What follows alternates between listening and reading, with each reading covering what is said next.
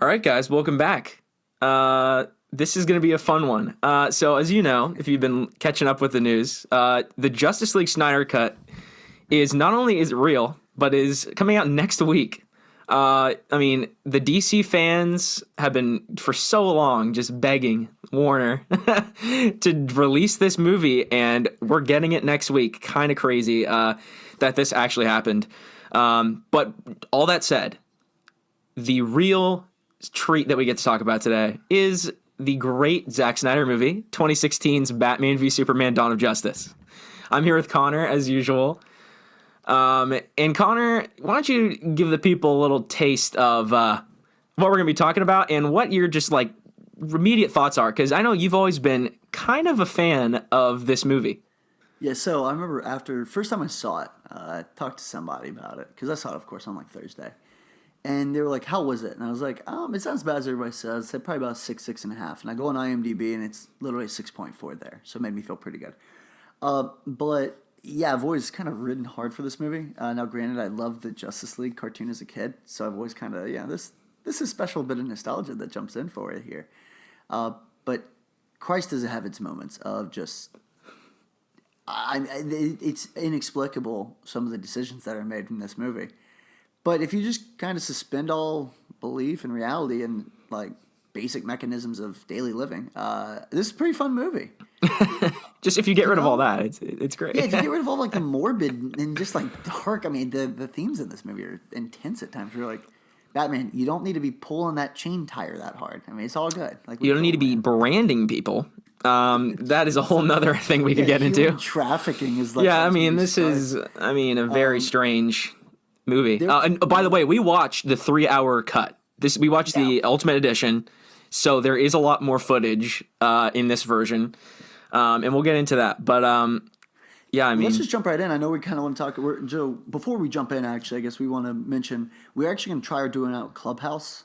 So we're looking to do it, and Brendan, we got to figure out a time. But I know next Thursday we have the Justice League coming out, Zack Snyder Cut. And then at the same time on Friday, we have Falcon Winter Soldier. So see it or skip it. So we're doing Falcon Winter Soldier Clubhouse. Did you say we're doing that on maybe Monday? Is that right? Yeah, I think so. If you guys don't know what Clubhouse is, this is a kind of bougie app. It's invite only at the moment, but eventually it will be a public thing where basically you can get on there and kind of host little conversations, basically. So we are thinking we're going to jump into that. So if you have Clubhouse, be sure to check it out. Us on there. I'm on there. I don't think Connor is going to be on there soon. And if you don't, then get one of your friends who has it to invite you on there.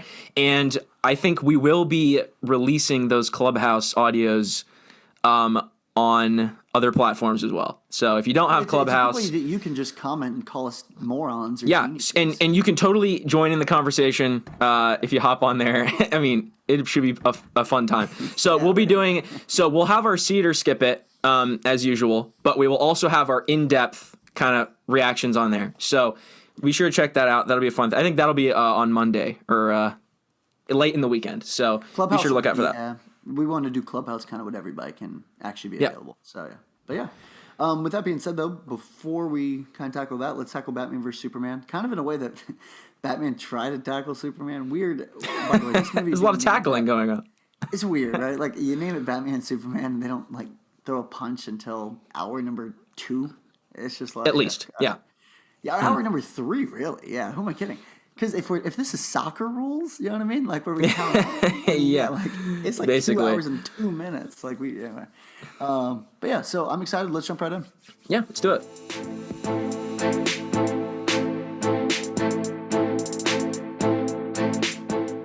All right, guys. So how we're gonna break this up is we're gonna do.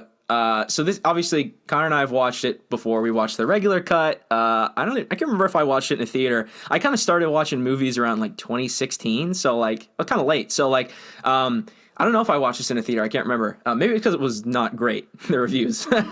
But we're gonna be breaking this up into things we just don't like about the movie, just right at the beginning, because people like to crap on this movie. So we're gonna like crap on it for a little bit. We'll give it to you. Yeah, we're here. So we're gonna crap on it, but then we're gonna jump into things that we actually do enjoy about it. And there are a few things.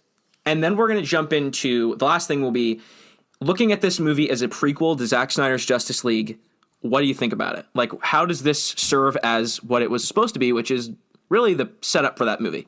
So those will be the three kind of tentpole things. So I'm excited to to first talk about the things we don't like, and there are a few. Yeah, there's a few. So in general, this movie is not Infinity War. It's not Endgame. Let's just preface it. I mean, this isn't a Marvel movie where we ride pretty hard for Marvel here. But this movie isn't even it's not a great movie. I think it's a decent movie, right? So it's kind of like let's take like Power Rangers, for example. I mean, I'm not, but it's something along those lines where it's a decent movie. I don't really know when I need to watch it again. It's like Thor Ragnarok. When you turn it on, you're like, yeah, I got to watch it. Or with that being said, I guess what I want to kind of jump into is I don't want to curse. I'm trying to stop cursing, but holy crap. Holy crap, Batman. Jesse Eisenberg is a really tough. Like, let's just get on it. Oh, man. What a performance. Yeah. I mean, we used to make fun of Zack Snyder because, I do think his daughter overdosed on, like, and that's why he had to leave Justice League. Yeah. So Super I sad. apologize because I made a lot of cocaine jokes, actually, about this. But I'm going to stand by those jokes for the meantime. Because, I mean, my God, like, that's the only thing that makes sense here. It's seriously, It's like, Jesse, I need you to pretend like you're doing more coke. Literally. Yeah, like, actually, you know what, Jesse, you're not even doing it good enough. Do more coke and then go and act. It's like, this is his impression of doing coke, but we need him to actually do coke. And then do his impression of doing coke. Okay. Yeah. Feel like that is the only explanation for his performance in this film. Tough. Seriously, it's a very tough Yeah. performance. Like, he's a good actor. Social Network. I love that movie. Actually, that's a movie I want to rewatch at some point with us because I think it's excellent, especially in today's world. It's just so prevalent. But why wouldn't we have just done something like that with him? Like, why is he manic? This guy, I joke with you, Brendan. They try to make him this Elon Musk character, right? But he's uninteresting. He's kind of a billionaire by his dad. Like He talks about his dad every 3 seconds. It's Daddy didn't hit me very hard. it's a little weird. What? Yeah, so like I don't really get what they're trying to go for. Like, so they cast Jesse Eisenberg. Now, Jesse Eisenberg is a type actor. I hate to say it. He is. He's a type actor. He plays awkward nerds. That's what he does. In Zombieland, he's an awkward nerd with a gun. In The Social Network, he's Mark Zuckerberg. So like the epitome of awkward nerds. So if you're going to cast Jesse Eisenberg, and I'm going to say this right now, I don't hate that idea. All right. I see what Zack Snyder was doing by casting Jesse Eisenberg, but they just totally messed up the type, like his ability to type act. And he's a great like character actor when you give him these kind of roles. Like, I just think he needed to have a different script. I think that's safe to say. I think it was a poor choice. It's not. It's a weird fit. So we were discussing it. Actually, my girlfriend, we were talking about this, and she's like, I don't think Jesse Eisenberg is bad for this role, right? And that's a good way to put it. She's like, I don't think he's bad in this role. She's looking at me right now, even like Pappy, I mentioned her. But he's not bad in the what they give him to do. It's just what they give him to do is just manic. I remember back when they were casting for this role. This is right when Breaking Bad is hitting a fever pitch, right? Breaking Bad concludes in 2013. They're basically casting for this role in 2013. And everyone's like, Walter White, right? Bryan Cranston, give him the job. Yeah. And supposedly he turned it down. But when I look back at it, Cranston's perfect, right? Here's what you need. You need a smug billionaire who can play that. I mean, you can have a load of people. Armie Hammer would have been perfect for that. Dude, right? give me Aaron Paul. He would have been awesome. Honestly, yeah, Aaron Paul been hilarious. Like everyone from Breaking Bad, like, yeah. I don't even Gus Fring. I mean, seriously, like Gus Fring would have been better, way better in this role. Absolutely, because it's believable. It's believable that this guy has this power and like he's brilliant. This isn't it, right? And what's hard about it is I don't know. This guy just feels like the only reason people work for him is because he pays them. There's no, like in the comics, and I think we've talked about different animated series, but. In the comics, I mean, Luthor's let's call it like it is. Luthor his whole point is to kind of avoid the law because he pays people off. That's exactly. Like he pays government people off. He's like 10 many steps times ahead, so that way when you think you've got him, you don't. He even he runs for president in the Justice League animated show. but no one even questions his like sketchy past because he just pays people off. It's crazy. It's Like, very Trumpian, honestly, which is kind of funny. Yeah. hilarious. I jokingly, when he was running in 15, people asked me what I thought, and I said, it's like Donald Trump. I was like, it's like Lex Luthor running for office. It's exactly And what people it is. Yeah. laughed, and I was like, anyway. So yeah, Brendan, so with that being said, though, do we need a Lex Luthor in this movie even? That's a whole nother conversation. I wanna think open that bag, but I think maybe they could have just done a little more with that character. I feel like he didn't even really have enough to do. He was kind of there just to be the villain. Like like people always say, for example, Godzilla vs. Kong is coming out 2 weeks. People are saying, oh, well, obviously there's going to be a big bad. Like there's going to be another person that it's not just Godzilla vs. Kong. Like there's going to be someone else. Less like there's probably you could say Doomsday, same thing in Batman v Superman. But like Lex Luthor, I mean, he's just the obvious villain of the movie, and he doesn't have any like subtleties. There's no complexities to his character. It's just he's just there to be there, and it's really weird. Like he's not Lex Luthor is supposed to be a really cool, like potentially mysterious character, and he's not it. He's not it. yeah, that's so. I try to describe it is Bruce Wayne would be in the Forbes top 100. He's like a Playboy billionaire, right? Yeah. So he would be probably. I mean, I'm just throwing this around. He'd be like number 50, richest person in the world, right? Right. But everyone knows him because he's just the cool guy. He's the orphan with all these fast cars, right? Yeah. Lex Luthor's like number 1 or 2. Yeah. I Easily. mean, like Luthor's Bezos. You know what I mean? Like, yeah. No. Yeah. 100%. So that's kind of how, like, when we think of this character, that's who we need to look at, right? Mm-hmm. And this role, it didn't feel like Bezos. So our expectations going in, why I think it's rated so low on Rotten Tomatoes and stuff, is our expectations going in were, okay, like, let's see how this plays out. Once you know that he's going to be kind of this manic, I don't know, like deprived of attention little child.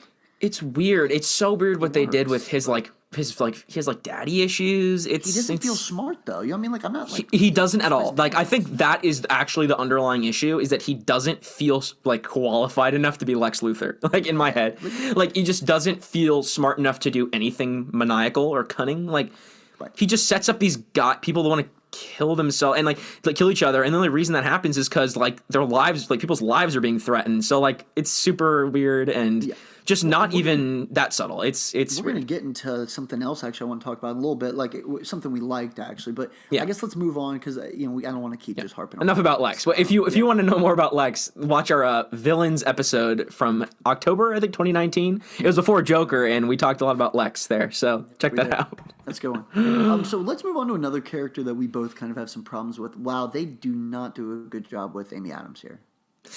It's so tough because I really want to like her character. I really want to.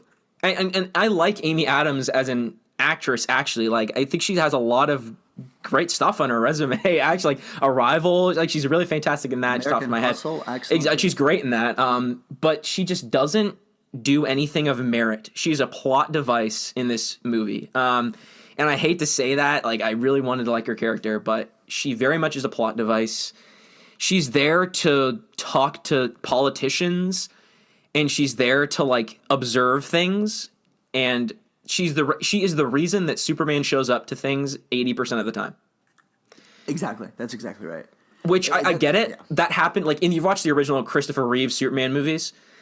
I mean, he does show up a lot when Lois is in trouble, right? Like that's why he shows up. But like Lois is like, she's not like the damsel in distress in this movie. She's like trying to be like this, like, oh, I'm a reporter, like. So like Superman shows up for no reason, like 50% of the time.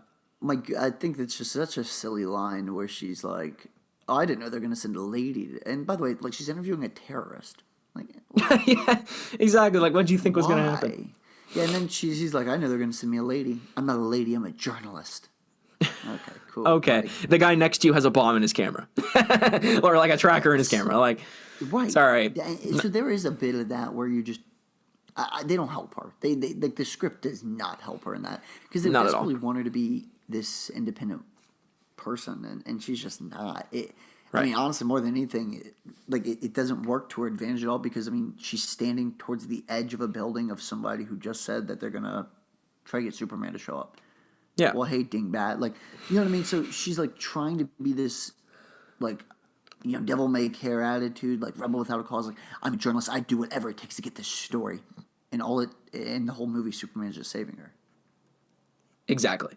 That is the underlying issue, is that you can't be this super independent journalist and then like asking for helicopters and rides to DC and then needing Superman to save you every 5 seconds. So it's weird. And I think it kind of leads into our next point about what we don't like about it. Yeah. Just the pacing of this movie is all over the place. I think the 3-hour version, I mean, I can't decide if it helps the pacing or makes it worse. I feel like it kind of makes it worse, but for the sake of adding things to the plot, to the movie, it's just weird. The pacing is all over the place. The original theatrical cut, though, right, is that, hey, we added 30 minutes, 40 minutes, whatever, to this movie. Yeah. And I don't know if it hurts the pacing, right? I mean, yeah.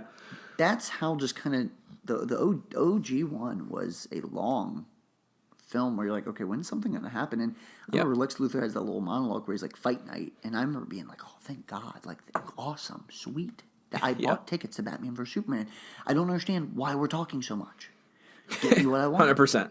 Like, so, the pacing is all over the place. Brendan, we were talking about how much action happens, do you think, honestly, between the first hour and so the first minute of this movie kicks in, okay?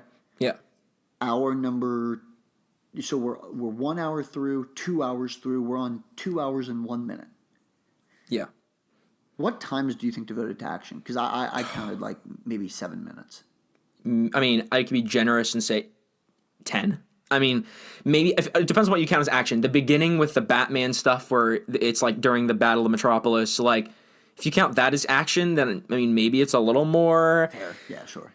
I mean, there is some stuff like this. The main action things that happen in the first 2 hours are where Batman is fighting criminals. That's the main action stuff. But like even that is like just not that long. The car chase, I remember. That was the only one I could really the car chase. Think about, there was always a car chase in every every superhero movie. But Snyder does an excellent job, I think, of framing images in film. Yeah. I don't know if he's a good director, but I know he's excellent at finding like cinematography within. Yeah. His movies are really just like cool looking in concept art, especially, and then like when they're actually on screen, like, oh, it's like a really cool looking movie. Like image wise, I really want to watch this. It's kind of like eye candy. Shot late, exactly. There's a shot late in the movie where Eisenberg's head's against the wall. He's in prison, right? Yeah. And it pans over and the lights are flickering, and then all of a sudden it becomes red, and like you see Batman, like just the outline of him there in like the prison cell, and you're like, oh, like that looks sick. It looks sick. Exactly. Yeah. I think people get on him a little too bit for being a little too dark, like color wise, like just not having enough color. Sure. But I actually think I just think he knows what he's doing. He has a palette, and he's gonna, kind of work inside of those boundaries. So, definitely. But yeah, pacing. I mean, it's just kind of all over the place. There's not enough action in the first 2 hours, and then there's a lot of action in the last hour. That's a lot. Almost too much. It's just. Hey, Brendan, it's I just really want to let you know, though. Thank God that building is uninhabited right now because everyone went to work. Yeah, good thing. They left work. Shout out Anderson Cooper on Channel 8 News, not CNN.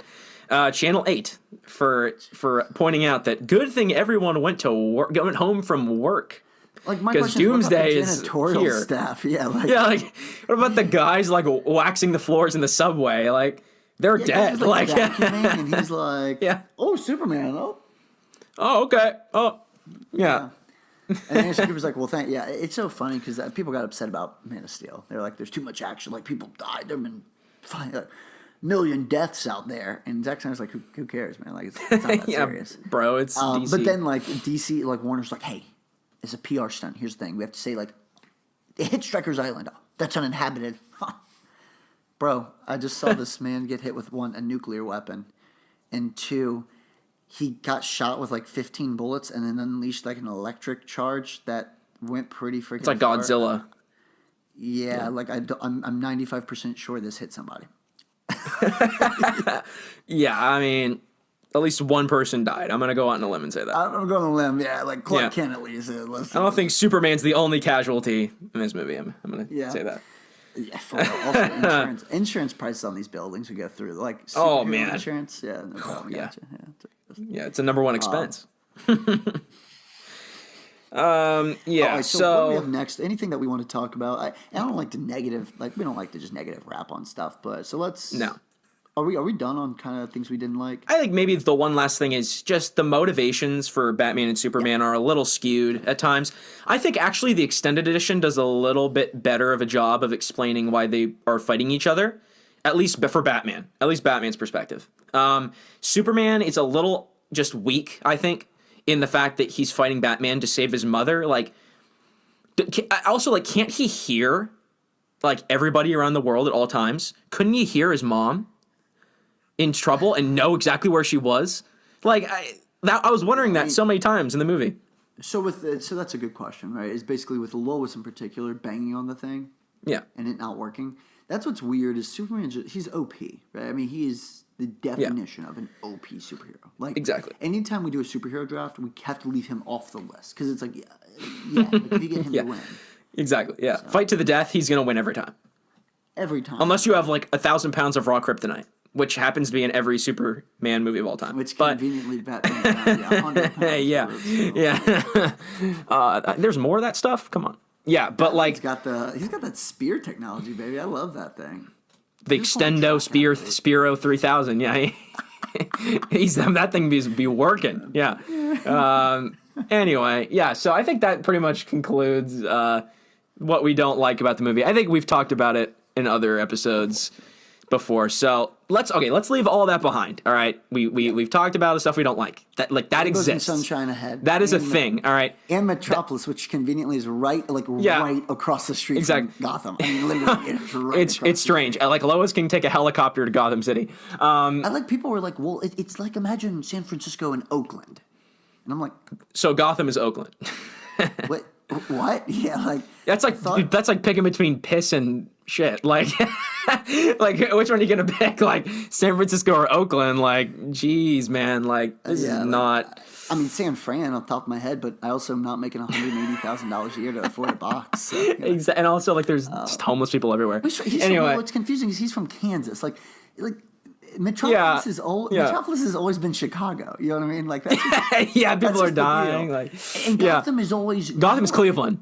Cleveland. That's come on, we don't want to do that though. But like Flint, in Michigan. comics, it was always the New York City. Yeah, like, it was New York City. You know what I mean? Like Gotham is New York. In the animated series, it was New York City. New York like, and then Metropolis is typically like a Chicago or Midwestern city.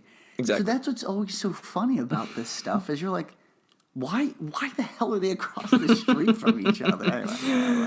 Anyway, let's keep going. So all that is in the back burner. All right. So now we're going to talk about things that we actually do enjoy. Connor, why don't you go ahead and start us off? What's your number one thing that you're like, oh damn, this movie like nails this? Yeah. All right. So I 100,000% need more Batfleck in my life. Oh yes, that is what I'm most excited about for the Snyder Cut. I think. I love Ben Affleck Batman. He's so awesome. Out too soon, dude. He's out too soon. Like he looks great. We talked about this. Costume looks awesome. Yeah. I think it's my favorite Batman costume. It's pretty cool. The bat is huge on it, but he's jacked. He's like 6'6" in real life too. Yeah. He's huge. He's dude. Helpful. Yeah. Like I think they nailed the physique of Batman in this movie. Yes. This is like when I think of like the Batman animated series Batman, I mean, it's broad shoulders, thin waist, and huge neck. And I mean, that is Ben Affleck to a T. I mean, 100%. He's intimidating. Like also he looks like Bruce Wayne. Yeah.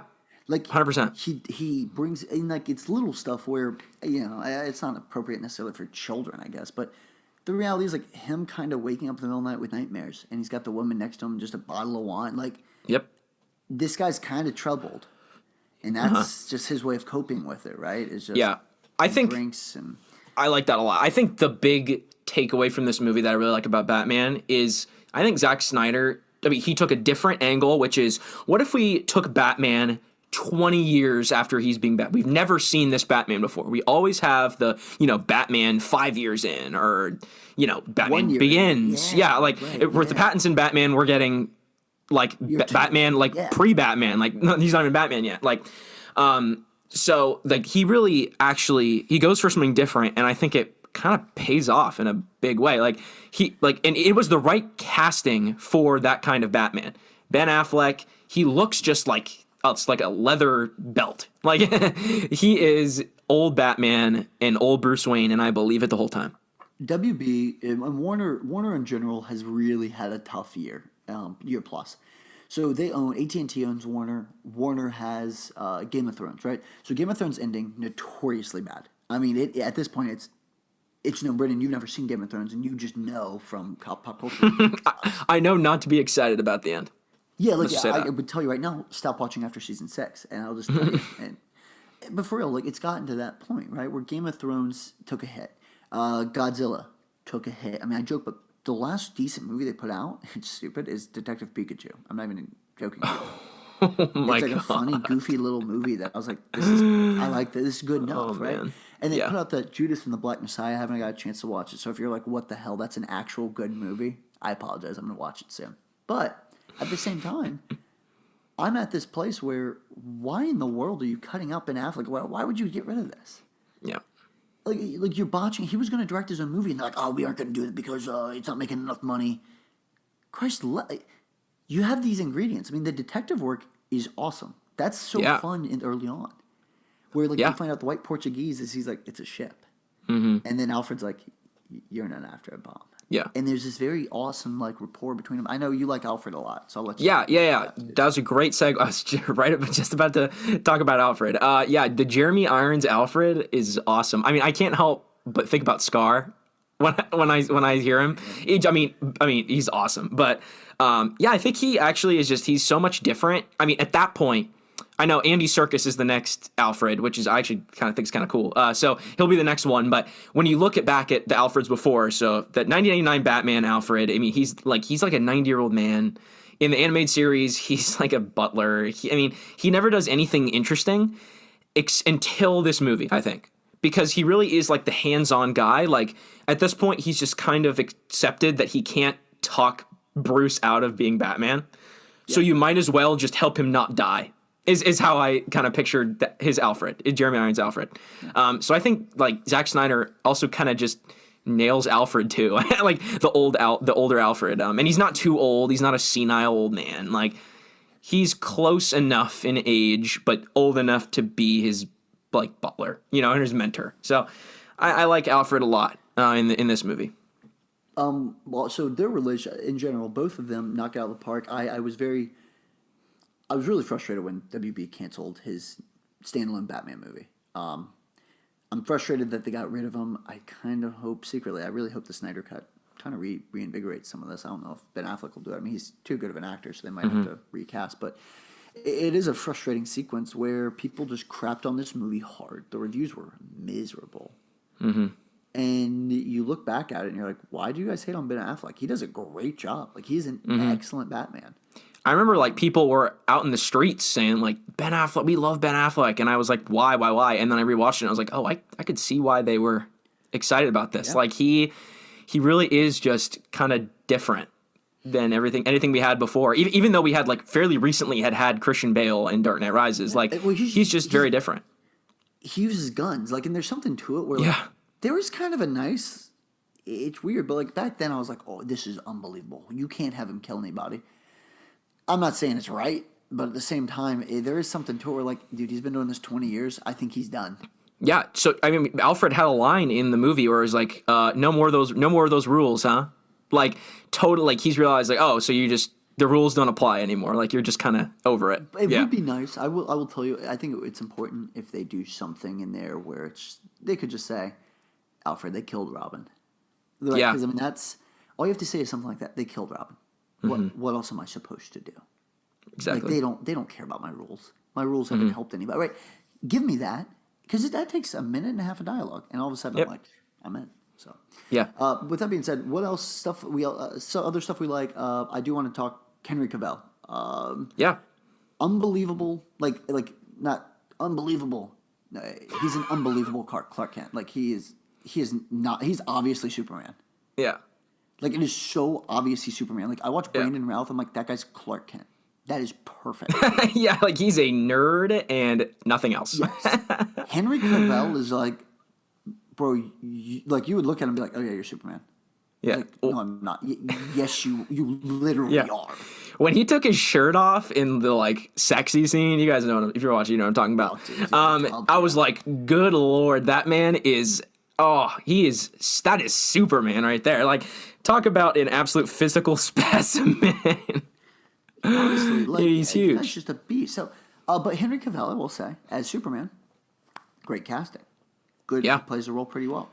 I think turns out actually, I mean, Man of Steel, I feel like people were kind of giving him crap. Like he's just kind of like maybe a little whiny. I don't know, like just kind of annoying. But I think in Batman v Superman, he really is just different than Man of Steel. He's a lot more. He's a lot more grounded of a character, I think. And we get more of him as Superman than we do as Clark, which I think is important. Because it's Batman v Superman. Like he has to deal with being Superman. You know, like he works at the Daily Planet, which is still ridiculous that no one can connect the dots. Like literally a paper at the end says Superman dead, and the next page is Rip Clark Kent. It's like, oh my God, are you kidding me? Like it's so ridiculous. Well, it's so funny because like their pictures I think are both on. It's so. Oh yeah, no, it's absurd. It's really funny, but I mean he is Superman. When I think of Superman, I think of Henry Cavill, 100%. He looked at his look and everything. It's perfect, yeah. So, and it turns out he is a pretty good actor because I've seen Mission Impossible Fallout like 20 times, and he's really good in that movie. So, yeah. So Brendan, next, what I guess next area that we want to focus on that we liked, plenty of action. I love that. Oh, Wonder Woman. Yeah. Introduction of Wonder Woman. Just everything. Every time she's on the screen is kind of a delight, actually. Yeah, she's actually like really awesome because you almost can convince yourself that she's not Wonder Woman, even though she obviously is. But like, she's very like trying to stay in the shadows. She's not trying to get too involved. And like after I've watched the 2 Wonder Woman movies, I'm like, okay, yeah, that's Wonder Woman. She's just not trying to be too involved. She's very, behind the scenes. So I think that was a nice touch, and I think it was a good introduction to her. I think like once she shows up as Wonder Woman, it's not like what the hell like. Like she's just Wonder Woman. Like it's very much like okay, she was finding the right moment to kind of join in and help him. So when she does show up, it's kind of badass. So very cool. I know we're going to kind of talk about her in a little bit. So. Yeah, we'll get into her later. I think another thing in a weird way, Lois Lane is also a thing I like. Yeah, so this is interesting, right? So this is an extended cut special. Mm-hmm. This is exclusive to the extended cut. It's exclusive. She has a lot more to do in the extended version. In the Ultimate Edition, she has a lot more to do. She has this whole scenario with, like, is the government supplying illegal weapons to terrorists, which is interesting. It connects into what Lex is doing. She is there to kind of be more of the driving force for, investigating, why do people turn against Superman? And why do people hate him at the end? Like, and trying to just kind of disprove all that. And she kind of goes to bat for her, boyfriend, which is like, shout out to her. But the wheelchair guy, what Wallace? I don't know. Oh man, his name's on the tip of my tongue. I can't remember. His name's like Scoot McNairy, I think, in real life. So maybe Mr. McNairy, we're gonna call him that.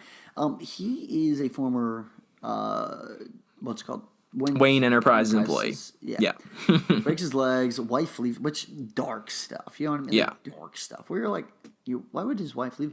And so you realize, though, like they go in there, right? And I think it's interesting. She goes in, and it's all him plotting out bombing the Capitol, right? Mm-hmm. And then she opens up the fridge, and she's like, he bought groceries last week. He wasn't planning on all this. Yeah. And I think that's a very, like, something like that is simple where it's like, okay. And an audience needs that. In a movie that's just so bloated, you need something a little more real, right? Mm-hmm. Is her picking up an orange and being like, oh, actually, she is very good at her job. Oh, she's running now to go and help Clark. Oh, okay, now she's underwater. Okay. She threw the spear underwater, and now they need the spear, so she jumps in underwater to get the spear, and then now is stuck. Right. I think you can clearly tell what is the extended cut Lois Lane and what is the theatrical cut Lois Lane. Oh, yeah. They're very different. I think the extended cut version, she's a lot better at her job, frankly, and she just kind of has more of a purpose in the movie in the extended cut. So if you get a chance to watch the extended cut, watch it for the sole purpose that Lois Lane is a lot better in that version. Not better. Character's still not great, but yeah, overall, like she is. I mean, she just has a little more to do. She's a little more important to the story. So that is a big one. And then I think this is actually a nice segue into our third segment is I love the setups for the future of what Zack Snyder was trying to do. Yeah.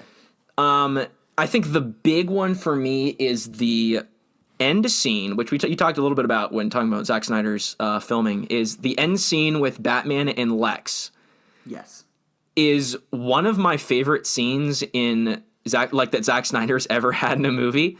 It is, I mean, it's one of those things where it'll show up on YouTube on my recommended and it has like a crap ton of views and people are like, damn, I love this scene a lot. Like, and I'll just watch it like when it shows up. This is such a cool scene. Like Lex is in prison. He gets his head shaved. He just kind of he's smug. He's just there being smug in prison and Batman like hands his ass to him.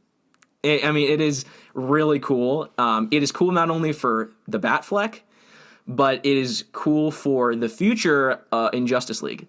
And it's a really nice setup for that because it's just this like Lex's. I mean, that's where I think Lex's craziness kind of contributes to the story because he's just kind of insane talking about how he knows that like Darkseid is coming and like the bell's been rung. Like that is just a really kind of haunting thing to end the movie on. It is. And it was a cool setup. So I like that a lot. Also, actually, let's officially go to our third segment. So that being said, so that's what we like about the movie. There actually is quite a bit of stuff. So now we're going to talk about, okay, so I went in watching this the other day with the sole purpose of I'm watching this to prepare myself for the Snyder Cut. This is a prequel, right? It's Dawn of Justice. That's the subtitle. Like, how is this a prequel to Justice League? And I think there's some key takeaways when you watch it like that you say, okay, I understand why Zack Snyder did what he did. So do you want to jump in here for one of the first things that you like for this as a Justice League prequel? Okay, so I'd love to, and I'm just going to piggyback off what you're saying about Wonder Woman, if that's fine. Yeah. Wonder Woman and Batman have a great relationship in this movie. 100%. It's interesting. That's one of the few carryovers I was like, I wonder how this is going to work out. They're flirty. Mm-hmm. Bruce is kind of this guy that can probably get any girl. No matter. Like, I'll come back to my place, and she's like, yeah, not today. Yeah. But at the end of the movie, you can tell there's mutual respect. So one, I think there is some romantic nature there. There has to be, right? Yep. There's got to be. Two, though, they are flirty in like all the right ways that are like they're smart, they respect each other, they know kind of who each other is. So I really love a lot of that in this movie. Mm-hmm. So basically, I'm going into this next movie excited to see more between the two of them. Right. So. I think actually that was one of the only good things about the theatrical version of Justice League that I remember is that their relationship was actually pretty awesome. And like he was just very much, I remember he was very much like, okay, we have to, like we need to like do this. And he was very like rash and doing all this stuff. And she was like, whoa, slow down, buddy. Like, I know you just want to go punch the air because you feel like you like let Superman down, but like we need to like chill out. And because it's literally like Darkseid, like calm down. So, I mean, I am very excited to see, I feel like in the theatrical cut, Wonder Woman, when she wasn't with Batman, she just kind of didn't have anything to do. I remember she was off like recruiting Cyborg, and it was just really out of the blue and random, and Cyborg was nothing really happening with him.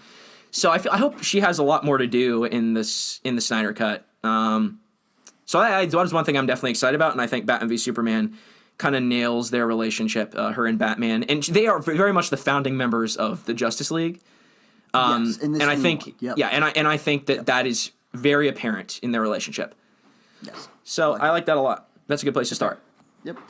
Next, I know what you want to talk about. Jump in. Yeah. Jump in. All right. This blood-filled lava pit. Yeah. Yeah. So the Steppenwolf actually shows up in the end of Batman v Superman.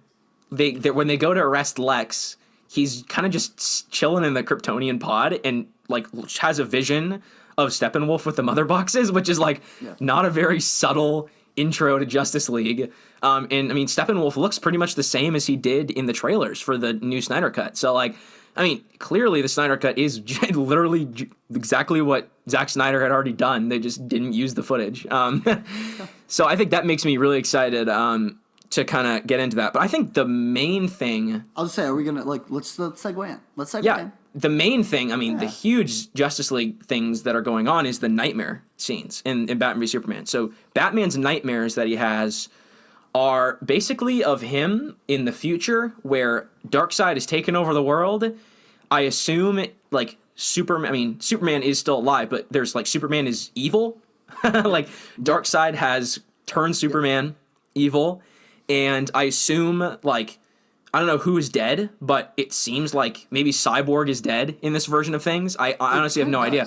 Yeah, like, it seems like maybe multiple members of the Justice League are dead. I honestly I don't know, but it's cool to see, like, it feels like Mad Max in a lot of ways. Like, it is very Mad Max style.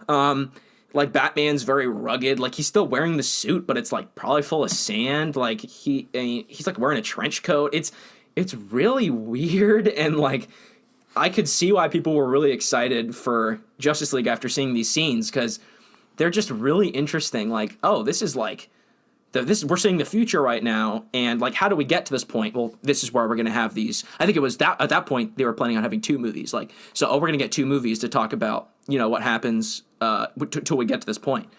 So I really like that stuff. What is your takeaway with that? Like, do you... Parademons, dude. Give me flying freaking... No, yeah, it looks awesome. Sweet. Yeah. And I love the Flash vision that Batman has of the Flash. I never really understood when I was watching it, and I still don't know if I do. But it's at least cool that, like, literally, like, Ezra Miller was, like, in that movie. Like, he was already cast as the Flash, and he was in the movie, and it's just a clear setup. Yeah. Here's the issue we have, and I can tell you right now. What does the Flash say to Batman? Yeah, he says the key's Lois Lane. That's our problem, right? Like, that's a problem. It's frustrating, right? Like, so I played Injustice back in the day, and the plot of that is essentially the Joker convinces him to kill Lois, but, like, it's by accident. Like, he gives him a vision that it's Doomsday. So he's, like, kills Lois Lane, and it's really sad. But, like, at the same, and I think he had she was pregnant, of course. So something like dark, some dark stuff. Yeah, Injustice is very dark. It is, yeah. So with that being said, Superman takes over the world. This idea is interesting to me. 1, I would assume Darkseid has to win. 2, to combat the Darkseid victory, he has to get Superman on his side. Right? So I don't know if that's an alternate Earth, but I will tell you, Batman going around just shooting people, like whacking the crap out of people with guns, sick, dude. Yeah, it's like really Superman's awesome. got his own private police. I just, inject that stuff in my veins, man. Like, I'll take that. Hell yeah. Let's do it. I mean, I want more of that. Absolutely. Like, Zack Snyder, you got me, bro. I want that a lot. Yeah. So anyway, so that's my thoughts on it, and that is that's kind of my thoughts period on all that. But I'm excited. That's what I want more of. We're gonna get more of it. We saw they got some new Joker scenes, so I mean, this movie's gonna be slam packed of some. Yeah. So I'm gonna go. Let's just do to end off here. Just give me your what are you most excited about for the Zack Snyder's Justice League? Like, what have you been seeing floating around, and what are you hoping is something that you're gonna really love about the movie, and something that you're gonna remember, and something that will when you think of Zack Snyder in DC, you're thinking like that was awesome, like one of those kind of moments. Okay, so I'm trying to think of just stuff I like from Zack Snyder. What I need to see is actually more I need more Aquaman. So what we missed in, I think, the last movie just kind of feels rushed, right? The first one, the Justice League movie, feels very rushed. It's like an hour 45. Not a bad decision, but it's just, we kind of get the team together, the team fights real quick, and then it's, okay, we'll get Superman back. All right, here we go. What I'm excited for, man, is 1, we get more Aquaman, we get more Price Cyborg, we get more Flash scenes, right? Yeah. 2, and I'm going to pick something a little bit different, because I know the obvious answer is like, the villains. But what I do want to say, and I'll let you take that one. I'm actually excited to see what the designs are going to look like. We already mentioned how Snyder's excellent at kind of framing stuff. He loves the kind of the design of a lot of this. I think Atlantis is going to look cool. Yeah. I think Mascara is going to look cool. Mm-hmm. So stuff like that. It's just to see this guy who I think is a creative genius. I mean, obviously he's made some amazing movies. Yeah. I want to see more of that. I want to see kind of his designs for it, and I have no expectations going into this movie. Like, this movie can be a 5, and out of like 100, and I don't really care. So 5 out of 100, yeah. Yeah, but so that's one piece I guess I'm excited about. What are you excited about? I want you to take the cake on this one. All right. So I am excited. I think the one thing I'm excited for is I actually am excited about the Flash movie coming up, because I think that they're going to do a lot of interesting things in that they're just kind of going to go wild. I think like that is the movie that I'm most excited for DC coming up. But in Flash in the Snyder Cut specifically, I think I've seen in the trailers like him, like he's using the Speed Force and it looks amazing, and like Iris is in it in the movie and his dad. Like, I love the Flash. I hate the show on the CW with a lot of passion. Because I feel like they just do all they can to make that just a jumbled mess. And Andy Muschietti, who did the It movies, is doing the Flash movie, and I think he's going to kill it. So I'm excited for that. But the thing I'm most excited for, and thank you for letting me take this because I appreciate that, is Darkseid. Darkseid is what Thanos wishes he could be. Let's be honest. Darkseid. So let's pause. In the comics. In the comic books, let me be clear. The deal. Yeah. I want to say because I can't let you slander. No. I'm not slandering Thanos. Thanos is sick. In the movies, he's awesome. I don't think anything's going to top him as a villain. But in the comic books, yeah. So Darkseid in the history books, Darkseid's created first, and Marvel basically creates Thanos within 2 years after Darkseid. Darkseid's really cool. Really, they got some old god, new god. I don't know what the heck they're talking about there in Apocalypse, but Apocalypse, cool name. Yep. Number 2, he is an all-powerful being. He is one of the strongest beings in the world, and that's what you need to face against Superman, right? 100%. Step in. Yeah, he's the perfect Justice League villain because he can take all those guys and not sweat. Like, he is just absolutely awesome. I love in the trailers, they released a Darkseid kind of sneak peek, and he said, it's the coolest line from a trailer I've heard in a long time. He said, I have turned 100,000 worlds to dust. And I was like, oh, yes, I'm so pumped. Yeah. Like, I was so excited for that. I hope, maybe they get into the anti-life equation. There's so much stuff they could get into. It's just one little, movie, so who knows how much they get into, but Darkseid, one huge movie. But Darkseid is, Steppenwolf is obviously the main villain, but Darkseid is just going to kind of be there, looming. There's always the threat of Darkseid, and I wonder how involved he's going to be. But I'm really excited to at least see him and maybe, hear him talk, have speaking lines, yeah, it'd be really cool. I would love to see a new movie with a Darkseid character, and I don't know what Warner's going to do. I think Warner has really shot themselves in the foot. Yeah, I think they're trying to get some of their mojo back with the new Batman movies, and hopefully those are great. They look great, but I think they really had a chance to do something unique with really just one guy, like Zack Snyder's vision for a DC universe. What they could have gone in so many different ways. And I think that pretty much sums up, Batman v Superman, and I think that sums up Justice League a lot. Is they really fumbled the bag. Yeah, fumbled the bag. But I am excited just to see what kind of happens here. Snyder's gotten a very, I'll give him credit. As much as we kind of make fun of some of it, he is very original, right? And his style. Like you said, I like your line, the palette, right? He's got his own palette. He has a very specific style. So, fans of his, congratulations. Man, this is what you've wanted. Congratulations. I am actually excited to jump on board here. And good for you guys. It's a rare win when people kind of rally around something and know that they get exactly what they want. After years and years and years of, release a Snyder Cut, you cowards, to now, it's out in a week. It's out in a few days. So, we're all going to be able to watch it, and I do hope it's good. I hope it's just enjoyable, and we'll see, man. I think enjoyable is great. That's all I really want is I want to enjoy it, and I want to have like I don't want it to be I don't want it to have any of those pacing issues or anything. I just hope it's constant. Like just give me all the stuff. Like just I want it all. You know, like at this point I'm not getting any setup for future movies. Like I don't care about that. I just want whatever whatever Zack Snyder's vision was. I want that. Just give it to me. Give it to me. Before we leave here, last comment I want to make. Did you catch that ridiculous football scene in the movie? I did. I think Metropolis was beating them 58-0. Metropolis is winning 58-0, and they don't take a knee, they go for it. Oh, there's going to be a lot of crime out there. That scrappy Gotham team. Yeah, like, okay, this is a little ridiculous. Bro, you're telling me that you think Gotham's going to have crime because 66-0? No, man, everybody's going to be drinking. Hey, I wonder... So, Cyborg is a football player in Zack Snyder's canon. I wonder if he's going to be play for Metropolis High School. I mean, I don't know. Maybe it's in Central City, technically. I don't know.